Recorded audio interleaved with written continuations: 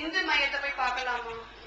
அதான் இது உள்டாவை மாத்தி கேட்க. அவங்க அடுத்த இன்னொரு என்ன கேள்வி கேட்டாங்கன்னா, முஸ்லிம் அல்லாதவங்க இறந்து போயிட்டாங்க பக்கத்து வீட்டுல இந்துக்கள், அவங்களுடைய பாடி ஜனாசா உடல் இருக்கிறது, அதை போய் நம்ம பார்க்கலாமா? இவங்க முஸ்லிம் ஜனாசாவே மத்த இந்துக்கள் பார்க்கலாமான்னு கேட்டாங்க. அவங்க என்ன கேட்டாங்க, இரண்டாவது கேள்வியாக இந்துக்களுடைய ஜனாசா முஸ்லிம் பார்க்கலாமா கேட்கிறாங்க. அதுக்கு மார்க்கத்தில் எந்த விதமான தடையும் இல்லை. விளங்குதா? அலி ரலியல்லாஹுடைய தடை இல்லை மட்டுமில்ல, அனுமதி இருக்குது. அலி ரலியல்லாஹுடைய தகப்பனார் அபு தாலிப் அவர் முஸ்லிமா மரணிக்கல.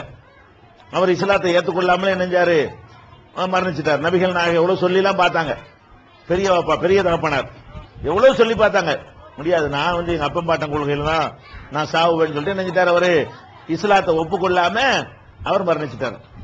அப்ப அலி ரலியல்லாஹு கேட்பாங்க, எங்க வாப்பாவை தூக்கி புதைக்கிறது பார்க்கறது வேலை நான் செய்யலாமான்னு. போய் உன் தகப்பன் உள்ள கடமையை செய்யின்றுவாங்க.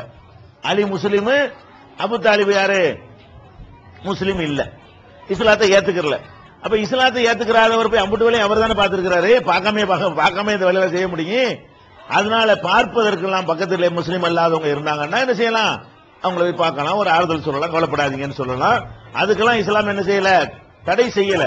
ஆனா ஒண்ணு, அவங்க அதை தப்பா எடுப்பாங்க, அதை விளங்கிக்கிறங்க. இந்து மதத்தில் உள்ளவங்க என்ன செய்வாங்கன்னு கேட்டா, நம்மளோட போறதை அவங்க தீட்டு நினைக்குவாங்க. தீட்டு இறந்த வீட்டுக்கு அவங்க எல்லாம் வரக்கூடாது அப்படியான நம்பிக்கை உள்ளவர்களா இருந்தால் நீங்க போய் நுழைஞ்சுக்கிட்டு அவங்களுடைய நம்பிக்கையை பாதிக்கிற மாதிரி நடக்க வேண்டியதில்லை. விரும்பினாதான போக முடியும். நீங்கள் வருவதை அவர்கள் ஆட்சேபிக்காட்டி தான் நீங்க போகணும். அவங்க என்ன செய்யறவங்க, பார்த்தாலே தீட்டு நினைக்கிறவங்க, ஒரு நல்ல காரியம் ஜனாதா மாதிரி பாத்திரமே நினைக்கக்கூடியவங்களா இருப்பாங்க. அந்த மாதிரி ஒரு சகுனம் பார்க்கிற ஒரு சமுதாயம் அவங்க இருந்தார்களே, ஆனால் நீங்கள் வருவதை அவங்க விரும்பலன்னா போகாம இருந்துக்கிறங்க. இஸ்லாம் தடுக்குதானே, தடுக்கல. இஸ்லாம் உங்களை என்ன செய்யல, தடுக்கல. ஆனா அவங்க நீங்க பார்க்கணும், பல விதமா இருக்கிறாங்க. நம்ம எல்லாம் முஸ்லீம் எல்லாம் பார்க்க கூடாது, இவங்க எல்லாம் வேற ஆளுக்கு, இவங்க பார்த்தா நம்ம தகப்பனாருக்கு என்னமோ ஆயிரும், அவர் மோட்சம் அடைய மாட்டாரு, அவர் வைகுண்ட பதவிக்கு போக மாட்டாருன்னு அவங்க நம்புறாங்கன்னு வைங்க. அப்ப நீங்க போனா அவங்க விரும்புவாங்களா? நம்ம போறதை எதுக்கு போறோம், ஆறுதல் சொல்றதுக்கு போறோம்.